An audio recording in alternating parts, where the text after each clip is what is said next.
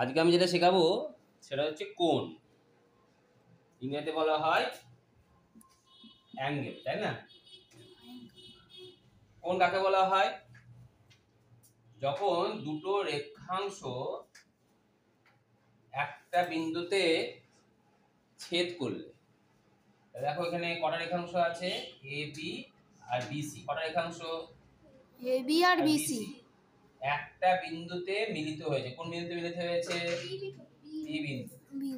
তখন কোণ উৎপন্ন হয়। মনে থাকবে? তাহলে আমি কোণের শীর্ষবিন্দু কোনটা? কোণের শীর্ষবিন্দু হচ্ছে যে দুটো রেখাংশ একটা বিন্দুতে মিলিত হয়েছে তাকে বলা হয় কোণের শীর্ষবিন্দু। কোণের বাহু দুটো কোনটা কোনটা? A B R BC. কোণের নাম কি? যেটা শীর্ষবিন্দু থাকে সেটা মাঝখানে দেব, আর দুই পাশে দুটো নামটা দিয়ে দেবো, তাই তো? তাহলে কি নাম হলো? A B C. অনেক সময় কোণের নামটাকে শুধু শীর্ষবিন্দু দিয়ে প্রকাশ করা হয়, মানে কোণ বি দ্বারা এরকম করে লেখা হয়। মনে থাকবে?